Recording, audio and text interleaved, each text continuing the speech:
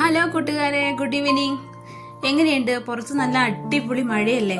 നമുക്കൊരു കിടിലൻ ചിക്കൻ കട്ട്ലറ്റും ഉണ്ടാക്കി കഴിച്ചാൽ എങ്ങനെയുണ്ടാവും? അപ്പം നമുക്ക് ആദ്യമായിട്ട് കുറച്ച് ഇറച്ചി എടുത്തോട്ടോ, കുറച്ച് ചിക്കൻ പീസ് എടുത്തോളൂ കേട്ടോ. അപ്പം ചിക്കൻ പീസ് എടുത്തു, അതിനകത്തോട്ട് കുറച്ച് ഉപ്പും മഞ്ഞപ്പൊടിയും കുരുമുളക് പൊടിയൊക്കെ ഇട്ടൊന്ന് വേവിച്ചെടുത്തു കേട്ടോ. പിന്നെ നമ്മുടെ പൊട്ടറ്റോ പൊട്ടറ്റോയും വേവിച്ച് ഞാനിങ്ങനെ തൊലി കളയാണ്ട് വേവിക്കാറില്ല കേട്ടോ. ഇത് ഈസി പരിപാടിയായിട്ട് ഞാൻ എടുത്താൽ അപ്പോൾ തൊലി വലിച്ചാൽ മതിയല്ലോ.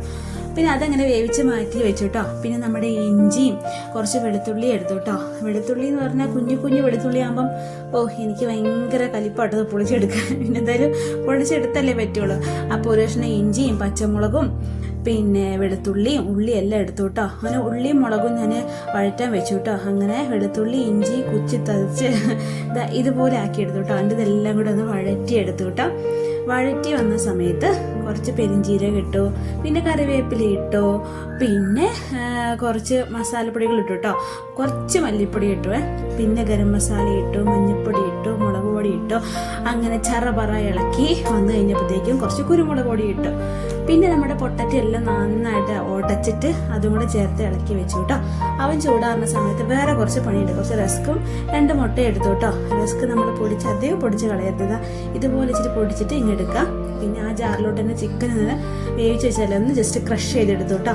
എന്നിട്ട് പിന്നെ നമ്മൾ ആ ഉണ്ടാക്കി വെച്ച മസാല എല്ലാം കൂടെ കൂട്ടി ചിക്കൻ ക്രഷ് ചെയ്തിട്ടിട്ട് ശരിക്ക് ഇളക്കി അങ്ങോട്ട് ജോയിൻ ചെയ്ത് വെച്ചു കേട്ടോ. എന്നിട്ട് പിന്നെ അതിനകത്ത് കുറച്ച് മല്ലിയിലയും കൂടി ഇട്ടു. മല്ലിയിലയും കൂടി ഇട്ടിട്ട് ജസ്റ്റ് ഇളക്കി നല്ല ഉരുട്ടി പരത്തി ഇങ്ങോട്ട് ഉരുട്ടി പരത്തി ഇതുപോലെ ആക്കി വെച്ചു കേട്ടോ. എന്നിട്ട് നമുക്ക് എടുത്ത മുട്ടയിലെ കുന്നി മാറ്റിയിട്ട് വെള്ളം മാത്രം എടുത്തിട്ട് വെള്ളയൊന്ന് ശരിക്കും അടിച്ച് പതിപ്പിച്ചെടുക്കുക കേട്ടോ. ഞാനിതൊരു ഇച്ചിരി ഉപ്പ് ഇട്ടു കേട്ടോ. പിന്നെ ഒരു തുണ്ട് പഞ്ചസാര ഇട്ടു കേട്ടോ. ഒരു പിഞ്ച് പഞ്ചസാര ചെറിയൊരു മധുരം കിട്ടാൻ വേണ്ടിയിട്ടാണ്.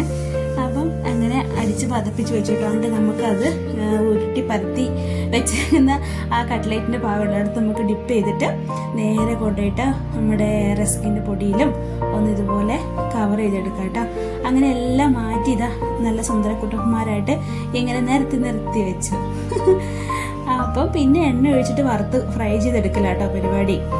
അപ്പോൾ ഈ ചിക്കൻ കട്ട്ലേറ്റ് എന്ന് പറഞ്ഞാൽ എനിക്ക് ഭയങ്കര ഓർമ്മയുള്ളൊരു കട്ട്ലേറ്റ് കേട്ടോ. എന്നുവെച്ചിട്ടുണ്ടെങ്കിൽ എനിക്കിതിനെക്കുറിച്ച് വലിയ അറിവൊന്നും ഉണ്ടായിരുന്നില്ല കേട്ടോ. അപ്പോൾ ഞങ്ങൾ നഴ്സിംഗിന് പഠിക്കാൻ പോയ സമയത്ത് അനിയത്തി എവിടെന്നോ റെസിപ്പിയൊക്കെ കണ്ടുപിടിച്ച് വന്നിട്ട് വീട്ടിലുണ്ടാക്കിയത് കേട്ടോ ചിക്കൻ കട്ട്ലേറ്റ്. അന്നേരമാണ് ആദ്യമായിട്ട് ചിക്കൻ കട്ട്ലേറ്റ് കാണുന്നതും കഴിക്കുന്നതും എല്ലാം. അപ്പം ആ ചിക്കൻ കട്ട്ലേറ്റ് അന്ന് ഇങ്ങനെ ഉണ്ടാക്കി ഭയങ്കര കൗതുകത്തോടെ ഇരുന്നു. അന്ന് നമ്മുടെ കയ്യിൽ ഫോണൊന്നും ഇല്ലാത്ത കാലമല്ലേ. അപ്പം യൂട്യൂബിൽ റെസിപ്പി അങ്ങനെ കാര്യങ്ങളൊന്നും അറിയുന്നില്ലോ. അവരുടെ കൂട്ടുകാരികൾ ആരോ പറഞ്ഞ് വീട്ടിൽ വന്ന് ഉണ്ടാക്കി. എന്നിട്ട് നല്ല ടേസ്റ്റ് ആയിരുന്നു കേട്ടോ. എന്നിട്ട് അത് എനിക്ക് ഇപ്പോഴും ഓർമ്മ. ഞങ്ങൾ വിറക് വെക്കുന്ന അടുപ്പിൽ ഗ്യാസൊന്നും ഇല്ലാത്ത കാലം ഉണ്ടാക്കി. അപ്പം ചാച്ചന് എൻ്റെ അപ്പച്ചന് ഭയങ്കര ഇഷ്ടപ്പെട്ടിട്ട് അവളെ കുറേ അപ്രിഷ്യേറ്റ് ഒക്കെ ചെയ്തു. എന്നിട്ട് അവൾ ഉണ്ടാക്കിയ റെസിപ്പിയാണ് എനിക്കിപ്പോഴും ഓർമ്മ വരുന്നത് കേട്ടോ. അപ്പം ആ ഒരു കാര്യം എനിക്ക് എപ്പോൾ ചിക്കൻ കട്ട്ലേറ്റ് കണ്ടാലും ഓർമ്മ വരും. ചാച്ചനെ ഓർമ്മ വരും കേട്ടോ. അപ്പം ഇന്നിപ്പോൾ ചാച്ചനില്ലെങ്കിലും ഞാനിങ്ങനെ ഓർക്കുന്ന ചാച്ചനെയും ഞങ്ങൾ അന്നത്തെ നാളുകളൊക്കെ ഇങ്ങനെ ഓർക്കുക. അങ്ങനെ നമ്മുടെ ചിക്കൻ കട്ട്ലേറ്റ് എല്ലാം ഇതാ സെറ്റായി വന്നിട്ടുണ്ട് കേട്ടോ. കുറച്ച് ടൊമാറ്റോ ചട്നി എടുത്തു, പിന്നെ കുറച്ച് പുതിന ചട്നി എടുത്തു കേട്ടോ. ഡിപ്പ് ചെയ്ത് കഴിക്കാൻ അടിപൊളിയല്ലേ. അപ്പം ഇതാണ്. അപ്പം നിങ്ങൾക്ക് എല്ലാവർക്കും വേണമെങ്കിൽ ഓരോന്ന് എടുത്തോട്ടോ, ഓരോന്ന് എടുത്ത് കഴിച്ചോ. അപ്പോൾ ഇന്ന് വൈകുന്നേരം ഇതായിരുന്നു കേട്ടോ ചിക്കൻ കട്ട്ലേറ്റ്.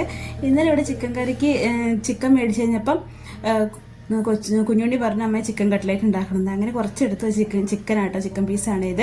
അങ്ങനെ ഉണ്ടാക്കി കേട്ടോ. അതിനിടയ്ക്ക് കറണ്ട് പോയിട്ടോ. പിന്നെ മൊബൈൽ പിടിച്ച് ഞാൻ കത്തിച്ച് വെച്ചിട്ടൊക്കെയാണ് ചെയ്തത്. അപ്പം ചായ റെഡി ആയിട്ടുണ്ട്, നല്ല അടിപൊളി പാൽക്കാപ്പി റെഡി ആയിട്ടുണ്ട്. തുമ്മനെ പാൽക്കാപ്പി ഒന്നും കുടിക്കില്ല, ചായയും കുടിക്കുമ്പോൾ പാലേ കുടിക്കുള്ളൂ കേട്ടോ. അപ്പം അവന് അതും എടുത്തു. കൊച്ചുണ്ണി എന്തായാലും തിന്നാൻ ഭയങ്കര മടിയുള്ളതാണ്. പക്ഷെ ഇത് നല്ലോണം കഴിച്ചു. എന്താ പറയുക, തക്കാളീൻ്റെ ഇതുണ്ടല്ലോ സോസ് ഉണ്ട്. അപ്പോൾ അതിൽ മുക്കി കഴിക്കാൻ പുള്ളിക്ക് ഭയങ്കര ഇഷ്ടമാണ് കേട്ടോ. അങ്ങനെ കഴിച്ച് ഞങ്ങൾ മൂന്നുപേരോട് കൂടി കഴിച്ച് അത് കാലിയാക്കി എന്ന് തന്നെ പറയാം. അപ്പോൾ ഇങ്ങനെ വല്ലപ്പോഴൊക്കെ ഇങ്ങനെ ഞങ്ങൾ ഉണ്ടാക്കും കേട്ടോ. ഇങ്ങനെയാണോ എന്ന് വെച്ചാൽ ഇങ്ങനെ ഞാൻ തട്ടിമുട്ടിയൊക്കെ ഇങ്ങനെ ഉണ്ടാക്കും. അപ്പം എന്തായാലും മക്കൾ കഴിക്കുന്നുണ്ട്, സന്തോഷിക്കുന്നുണ്ട്, അത് മതിയല്ലോ. അങ്ങനെ ഞങ്ങൾ ഇന്നത്തെ ഈവനിങ് ഇവിടെ ഇങ്ങനെ കഴിച്ച് കൂട്ടി. നിങ്ങൾക്കും വേണമെങ്കിൽ ഇതുപോലെയൊക്കെ ഉണ്ടാക്കാം കേട്ടോ. അപ്പോൾ ഇങ്ങനെ കഴിക്കാം. പിന്നെ വേറെ എന്തുകൊണ്ട്, മഴയൊക്കെ കുറഞ്ഞ നാട്ടിൽ ഇവിടെ മഴയാട്ടോ. മഴ വലിയ മഴയിൽ ഇങ്ങനെ മൂടിക്കെട്ടി നിൽക്കുകയാണ്. ഞാൻ എവിടെയും ചോദിച്ചതാ, ഞാൻ ഇവിടെ ഇത്.